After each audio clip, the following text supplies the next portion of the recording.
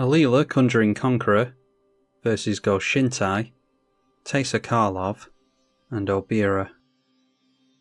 We have only one colour, or multiple colours for fairies. Yeah, I'm going to try that. We still need double blue for the Kindred Discovery, but hopefully we'll be able to play any fairies that we get into thanks to the fast mana and the Urza's Incubator. Alright, and there is a Consider, so hopefully we can actually get into the blue mana at some point. Play a Swamp into the Sol Ring. Noteworthy that Obira has started with a Gemstone Caverns in play, so probably see a turn 1 commander there. It was a land that was exiled to the Gemstone Caverns, by the way. Brexim Reclamation for Teysa, so we're fully reliant on Shintai to make a turn 1 play as well. Alright, and managed to make it round to our turn. There is an Infernal Grasp, so we can be making fairies at least. Do we go for the Urza's Incubator? Get down the land, obviously name fairy with that. We will still be able to get down our commander even if the Sol Ring gets blown up, so yeah, let's go for the Incubator while we can. And name fairy with that as well, making our stuff cost 2 generic less. So if we can get into a blue mana next turn, that would be superb. Obira enters play at the end of the turn, as you would expect, so that doubles our chances of getting into a good fairy game here. And it's an Arcane Signet, followed by a tap land that is a Fairy Conclave, which is a man land, so for 2 mana, turns it into a 2-1 fairy with flying. And then the Dimir player going in towards Shintai, probably a good idea, because the Dimir players are going to struggle against enchantments, so I'll probably do the same myself. And some ramp in the form of a Mind Stone for Teysa. And a Nature's Law fixing the colours for Shintai. Alright, and we do get into blue mana, that is excellent. It is a little bit clunky, but blue mana's blue mana. Does mean that we can't hold up the Consider here, unfortunately. Might go for it anyway. So I will make the Dimir mana through this now. We'll have to go for a main phase Consider to try and get closer to another land. Make an uncounterable 2 mana, Alela Cunning Conjueror, and then play the Consider now. Like I said, we'll surveil something away unless we can put a land on top here. Scion of Una. That's probably wise to keep hold of, even though we're eager for lands. Let's put it on top and draw into it. Does at least put us closer to a land because we drew into something there. Might be best just going for the Kindred Discovery next turn, now that we've got double blue off the Sunken Ruins. Argument to be made for playing it there, actually, instead of just having our commander sat there, but might have more fairies here. If we go for the Fierce Guardianship, we can swing in with 2 fairies and draw 2 with the Kindred. That is a Manamo here, so that's the one that untaps a legendary permanent. A Nightshade Schemers from Morningtide. At the beginning of your upkeep, look at the top card of your library. If it is a fairy, then you may reveal it, and each opponent loses 2. And each of us loses a life because a fairy came into play. And then the 2-2 going in towards Teysa this time. And then we see Manamo tapping down to untap the Obika. Teysa Karlov coming into play, so just missing the Shintai here. Instead going for Shintai of Lost Wisdom, so that is a 0-4 flyer against these fairies. And can't afford the mana on these now, that is the Boundless Vigour. So the blue one will mill, and this will give a plus counter when they pay into it. Alright, there's a Dimir Signet, so if we paid into that, we could go at 1, 2, 3 and 4 mana. Yeah, wouldn't have enough for the Kindred Discovery, unfortunately, so just have to go for that here, I think, and try to make a land. And now whenever we attack and or cast a fairy, we will draw a card. So let's just go straight down the middle, deal 2 commander damage. Kindred Discovery triggers, and that is just a mystical tutor, so yeah, very much reliant on this Fierce Guardianship, hoping that no one casts a creature that can blow up our commander. So upon hitting that player, we get to go the Teysa, and that means that it has to swing in at someone this turn, which could cause some problems, although it can easily go in against the Shintai player at the moment. So yeah, not making as many fairies as I would like, thanks to a lack of lands. Hopefully Kindred Discovery will stick around long enough to make a difference here. Archmage of Echoes now, that's, yeah, could do some combo stuff with that, so we need to be careful. Maybe hold up removal for it. Is it Ward 2 on this? Yeah. Anyway, we lose a life to the Obira. And now the 3-2 swings in at us, and we get the commander as well. Then on tapping Obira with the Manamo again. A Corpse Knight for Teysa now. Whenever another creature enters, each opponent loses a life.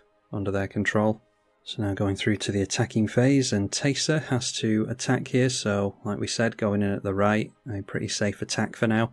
And then during the second main, alright, going for a Selfless Spirit, so yeah, maybe attacking in towards that and goading it is a good idea so they can't hold flying blockers in the air.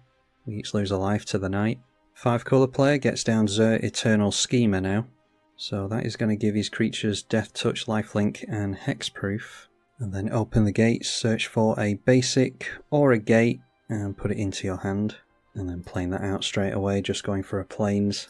Now our opponent can afford to go for either the Go Shintai of Lost Wisdom or of Boundless Vigor. And chooses to pay into the green one to put a plus counter on something. Or it'll be a couple of plus counters here.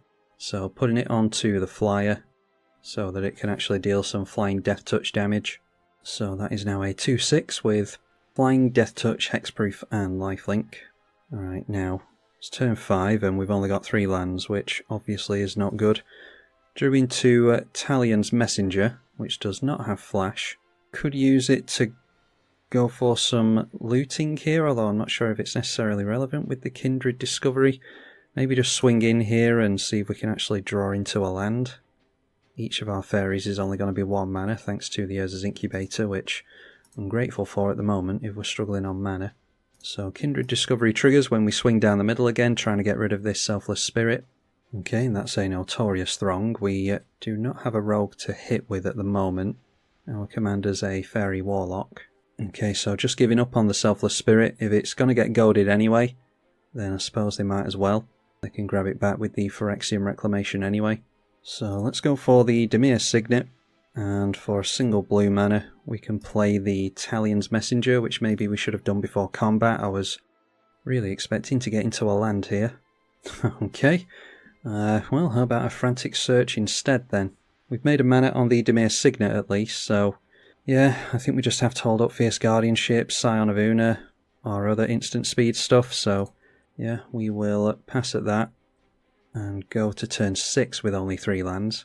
Nightshade Schemers did reveal the Archmage of Echoes previously, by the way, which I didn't notice. And this time managing to reveal Una, Queen of the Fae. So we're up against Mill, which is not necessarily good with a Mystical Tutor, but we can do it at the end of a player's turn and hope that they don't have the mana to mill us with anything. So getting into Una, Queen of the Fae. It's noteworthy that the Urza's Incubator is a world ability, so only cost our opponent, that would be 4 mana to get this out. And they are going to get a copy of it, but it's legendary, so only get to keep the original, I imagine. So I might have considered countering the Una. It might be worth an Infernal Grasp onto it instead. But because they get a copy of it, they would have had a copy of Ugin in play regardless. If we countered the original, they would have kept the token copy. Alright, but going for the activation now anyway, so going on us with that was X just 1. It was an Unwind that they got, so thankfully it wasn't a land. Gets them into a Fairy, which has us lose a life. Don't want to go for the Mystical Tutor this turn either. Alright, seeing a high market now, so our opponent can sacrifice a creature. A Priest of the Forgotten Gods for the Orzhov player. So we each lose a life to the knight. Then Phyrexian Reclamation, going to lose him a life and grab the Selfless Spirit back to hand. And replaying that. So each losing a life to the knight once again. Yeah, we've nearly lost half of our life already. Dryad of the Elysian Grove for the Enchantress player. Okay, and then it's the end of our opponent's turn, so we've got a choice here. We'll see if they pay into these first. We can go for the Frantic Search, tap out for that, and draw 2, see if we can get into a land. Or we can go for Scion of Una for 1, and Infernal Grasp for 2, and that will go on to the Una. We'll make a Fairy with this, and this will obviously enter, so that'll be 2 cards drawn, which is actual card advantage as opposed to filtering with the Frantic Search. Plus it knocks Summoning Sickness off the Scion of Una, so that's probably the way to go here. Okay, so our opponent paying mana into 2+ counters on this thing, so that's a 4/8. And then going for the mill onto the Fairy player over here. So 1 mana held up. Oh, and getting rid of a Spell Stutter Sprite is really good. Alright, so let's do this Scion of Una thing. Need to tap our mana correctly. Okay, so we'll go for Scion of Una first for 1 mana. Alela Cunning Conjueror is going to make us a Fairy token. And that is going to be a rogue, so might be able to go for Notorious Throng next turn. It's noteworthy that this is a rogue spell as opposed to a fairy spell. Draw a card when the token enters. Finally get into another land, and it is a blue source as well. And that is going to give a bunch of our stuff Shroud, a Hullbreaker Horror as well. Let's go for Infernal Grasp onto the Una now. Got one card in hand over here, so hopefully he's running out of steam. And then we see, okay, Swords to Plowshares. Going on to our, is that worth a Fierce Guardianship? I think I'd rather counter a board wipe, although we could hold up mana for Spell Stutter on a board wipe. How much spot removal do our opponents have? They're very low on cards. So I think I'm okay to allow that. Alright, and that is a snap, so that's a free spell for us to cast during an opponent's turn. Let's make a blue mana with the Bloodstained Mire. And we could go Mystical Tutor into something here, maybe? Maybe a Cyclonic Rift with the board as it is now, and our opponent's not having many cards available. We won't be able to afford the Rift, so maybe just set that up at the end of this opponent's turn, now that the Una's gone down. Yeah, we'll see what we draw into here. We'll go straight down the middle with everything again, because our opponent have decent flyers in the way, unfortunately. Talion's Messenger going to loot us. We'll draw 3 cards with the Kindred Discovery, which is the reason that we're tapping out here. A Cloud of Fairies is a free fairy that we might as well play. We're finally getting into some more lands. Alright, so get rid of the Polluted Delta out of that. And then a plus counter on a fairy. We will put it onto our commander so that it's more difficult to get rid of. Or I'll put it on the token. I'd rather be hitting with the rogue here, to be honest. Although I'm not sure I'm going for the Notorious Throng. So our opponent jumps in the way of the Talion's Messenger with the Selfless Spirit. Alela will goad something. We can just make it the Corpse Knight, I think. So that can get blocked and destroyed, hopefully. Maybe should have goaded the Taser to force them to recast that. So yeah, we'll just go for the 1 mana Cloud of Fairies. So Kindred Discovery triggers because we've had a fairy enter. We untap 2 lands, obviously the tap lands. And that drew us into another land in Ancient Tombs, so clearing lands off the top now. So we can hold up 2 mana if we go for the Notorious Throng now, so I think it's worth doing. Because we've got the Fierce Guardianship still available to us, and there's a snap here as well, which is effectively free. So get 4 Fairy Rogues into play, ready for blocking. There's an Una's Blackguard, some more lands, and Dig Through Time isn't quite ready for being played for 2 mana, although it might be. So yeah, we will pass at that and try and craft a nice hand here.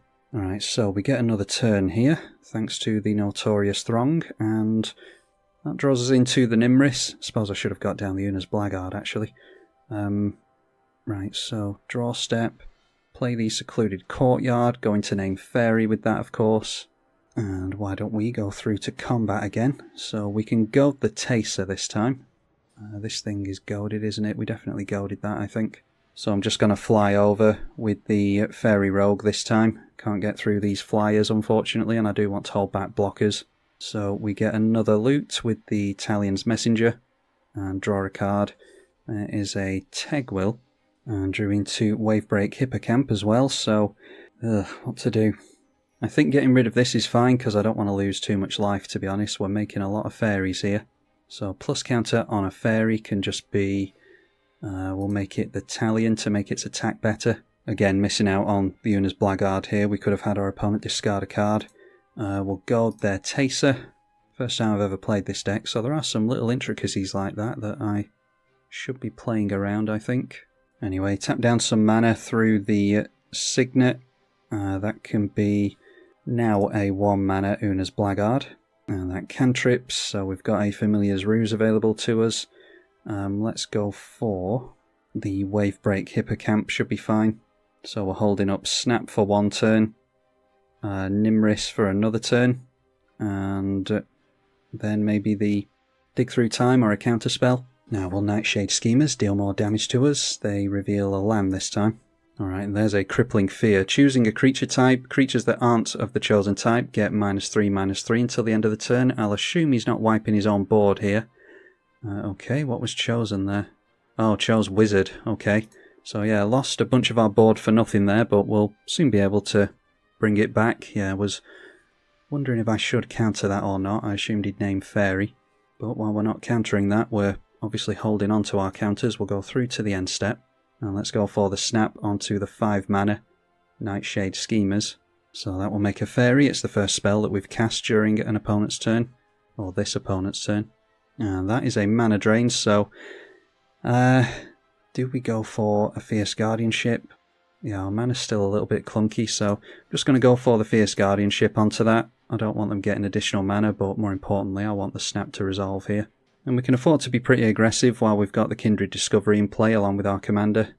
So that thing gets bounced, and we will untap these 2 lands. Okay, that I do not know. That is a Denethor, Ruling Steward. At the beginning of your end step, if a creature died under your control this turn, make a human. And then it's a sack outlet, a very slow one. So we'll allow it. And then sacrificing the Mind Stone, we'll draw them a card. So now the Taser has to swing in here. It will trigger this at the end of the turn. And they can return Taser back to hand with the Phyrexian Reclamation. So yeah, it doesn't ultimately matter where they swing in here. Going in towards the Fairy player, hoping that this won't block. There you go, Shintai finally coming into play. It will enter with a Shrine token. And then in response, Phyrexian Reclamation, going to grab the Corpse Knight back for 2 life and 2 mana. And now we see the 4/8. That is Flying Death Touch Lifelink going in towards the other Fairy player. Wouldn't mind seeing the back of this thing, but I doubt he's going to give up on it that easily. So only has the 1 mana ability here. The damage obviously went through there, so an 8-point life swing there, and targeting this player for the mill is fine. So while I leave this player alone, it turns out he's going to leave me alone, seemingly. So we get through to the end of our turn, and that means that we're able to go for the Nimris Una's Trickster for 3 mana, and that will make us a Fairy token. There is white mana held up here, so there could be a Swords or something. I don't think it's the end of the world if our commander gets a Swords to Plowshares, though. So Kindred Discovery drawing us into an untapped land in a Shizo. And we draw a Plumb the Forbidden as well whilst we're at 21, so could refill our hand with that if we're desperate. Okay, there's a Rewind as well, so do we need the untapped land? I'd rather have more blue in play, I think. Maybe need to start looking at this Hullbreaker Horror so that we can really start hurting our opponents. So we'll take a couple of tokens into the left to go wide on this player. And try and goad this, and then Talion's Messenger can go in down the middle to goad the Taser again. So that draws us 3 cards and another loot. And we see the Confluence Cycle, Mystic and Wretched. And there we see a Mistbind Click. Not sure who we want to put that on, to be honest. Probably on this Fairy player. And then we loot. That is a Bitter Blossom. So get rid... I think Plumb the Forbidden's fine to get rid of here. Plus counter on the Nimris because it only has 1 power. And they do decide to block one of our tokens, of course. But we might not even need to goad this now if we're going to tap out our opponent during his turn. Might not even need to bother. So I might not pay the 2 on the ward for this. We'll goad the Taser again. And the Archmage of Echoes goes for the ward trigger. Yeah, I don't want to trade out my Alela for it, to be honest, so yeah, we will allow it in play for another turn. Not going to pay the ward. Okay, so because Bitter Blossom is a Fairy, it's only going to cost us 1, so get that down here is fine. And this player is scooping. We have been bullying him all game, in all fairness, but there's been flyers all over the place, so we didn't really have much of a choice. Get down the Fetid Pools, just for the sake of having more blue mana available to us. And then I think we can discard the Familiar's Ruse, we'll be fine. Okay, there's some conversations going on in the chat here, apparently. Yeah, there's no way in hell I'm reading all that, but... Alright, so I'll fast forward through all this and you can read it if you want to. Yeah, usually when people write this much, it's because they're angry or annoyed, or at least passionate, so they might be really into the game and really happy about it, but yeah, usually not on Magic Online. Yeah, I'm seeing people... talking about casual here. I mean, it's the infinite, the conversation that just goes on forever and ever and ever. But for transparency's sake, I did ask for a casual game here because if you don't, you end up with Thoracle combos and all the rest of it. It seems as though the definition of casual on Magic Online is not CDH. So yeah, if it seems as though someone is upset here, I'm not sure who, probably the guy who scooped. I appreciate that it's difficult to play against flash decks that have counter magic and stuff, but yeah, I mean, it's part of the game at the end of the day, so As long as someone isn't playing it constantly, then I think it's fine. I'm not sure how much we've actually countered here, to be honest. Wow, really?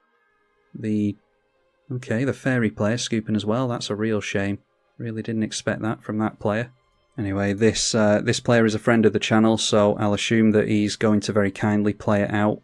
What do we do here? Yeah, just getting rid of... Hullbreaker Horror is probably going to be a win condition for us, so we'll go... Yeah, we'll get rid of the Shizo. I assume that we're going to draw into another land.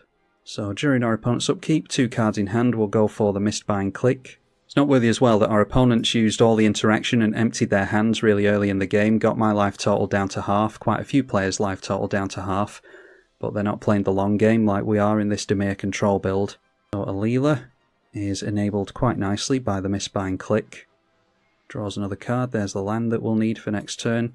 Nimris triggers because we cast our spell during our opponent's turn. Dousing Dagger I quite like because it will catch us up on life, or on mana even, not life. So we'll put that into hand. That enters, we draw a card, we have to exile a fairy underneath the Mistbind Click, so we'll do that with the tapped Fairy Rogue. And then we tap all the lands that our opponent controls during the upkeep here, and draw into another land. Alright, so we pretty much get an extra turn on our opponent. They can't afford the Go Shintai of Lost Wisdom, but I do want to go for the Wretched Confluence to deal with this thing. So that can be -2 twice, and we'll return a creature card from graveyard to hand. I haven't even looked, but I'm sure there's something in there. So -4, -4, and we've got the Una's Blackguard we can get down so that we can make our opponent discard the 3 cards in hand, or close to it. So managing to blow this thing up, we'll remove the Shroud and Death Touch and all the rest of it. This still has flying, which we need to take into consideration. Bitter Blossom going to trigger for the first time during our turn will knock us down to 20. Draws us another card. We can go for a tutor with this if we want to. And that gets us into an island. So just play out the Drowned Catacomb. And I'll play the Dousing Dagger. So that is play and equip for 4 mana. Give our opponent some plant tokens that I don't think they'll make any use of, especially against a flying deck. And that can go onto the Alela. Then let's Mystic Confluence as well, so that we can bounce some things back to our opponent's hand. Then for a single black mana, go for that Una's Blackguard. They've got more choices of which cards to discard now, of course. Draws us another card. We've had Kindred Discovery in play this whole game as well, which has really kept us in it. I'm not sure we would have had anywhere close to as many cards without that. Turn everything in sideways. Talion's Messenger, gonna put a plus counter on our commander here, I think. And we've drawn into the Cyclonic Rift there. Just discard, I don't know, Watery Grave's fine. Plus counter on the Alela so that it will trigger the Una's Blackguard when it hits. So now our opponent has to discard 3 cards, because we hit with 3 creatures with plus counters on them. Go the Dryad of the Elysian Grove. And we hit with the dagger, so that turns into the Lost Veil, which taps for 3 mana of any one colour, meaning we can still hold up the Spell Stutter, but should be able to deal with our opponent quite comfortably next turn. Okay, in our Argothian Enchantress, we do not mind at all. We're pretty much just countering some interaction here. A board wipe we're scared of. A Propaganda. We just so happen to have a Feed the Swarm for that, so don't think we need to use the counter on it, although we do have Rewind available. So let's try to counter here. And that triggers the Nimris for some more card advantage. Alela makes a token for more card advantage as well. So yeah, the whole game has been pretty much off the back of Sol Ring helped us get into the Urza's Incubator, and then a Kindred Discovery, so these 2 permanents have pretty much kept us in it. We haven't seen any removal on them whatsoever, so yeah, if our opponents had managed to take those out, then it would have slowed us right down, I think. Obira we will take from the 2 of those. And our opponent has to pay 2 generic mana plus 1 for each fairy we control, which is nowhere near mana-wise. Does still draw a card to the Argothian Enchantress though. And then our opponent has to attack here. Don't really want to lose out on the Una's Blackguard. We could gang up and get rid of the Dryad there. Alright, so Bitter Blossom making us another fairy, therefore another land. Or another card draw into a land. And there we see Tegwil Scouring. So I'm not going to waste my opponent's time anymore. I'm very much appreciative of our friend of the channel here, Trash Panda, who has decided to play it out against all the odds. I appreciate that it did become very oppressive towards the end there, but that's what happens in Dimir control. So we'll draw a bunch here. I mean, we'd actually be close to decking ourselves with this. If our opponents had managed to slow us down any and gang up on us entirely, we might have actually ended up decking ourselves, and there's nothing in the deck that we can do about that. So it could have been worth them sticking it out. Anyway, discard our Fairy Conclave. Plus counter on the Blackguard. Alright, and taking our opponent down to -6 there, would have had to try and see what our opponent had in hand there. That was a Destiny Spinner and a Satyr Enchanter, so got into the Enchantresses too late, unfortunately, but would have had to discard them to Una's Blackguard anyway. Yeah, it's a shame we upset some opponents there. I'll see if I can show you here, just for the sake of transparency. Where are we? Yeah, there we go at the bottom. So I'm hosting this game. I just say casual. You see, I mean, it says casual, no CEDH. Casual, casual. I've been kicked out of the lobby now. Oh, we can go back into it. Yeah, this is just tends to be what people do on Magic Online. They just type casual or CEDH. The power levels people tend to ignore, in my experience. People will give caveats like no mass land destruction or no infinites and things like that, but yeah, I mean, the problem with this system is that it all relies on people agreeing on what casual is, which we all know people can't do in Commander because it's too varied a format. So apologies for the 2 scoops there, and apologies to my 2 opponents who got very upset with me, I assume, in the comments, because I haven't, in the chat there, I haven't actually read through that. But hopefully you all enjoyed this Alela gameplay. Apparently if you're going to run this list, then you need to be wary of the fact that you might have people be salty with you. So bear that in mind. I'm tribalkai. Thank you for watching.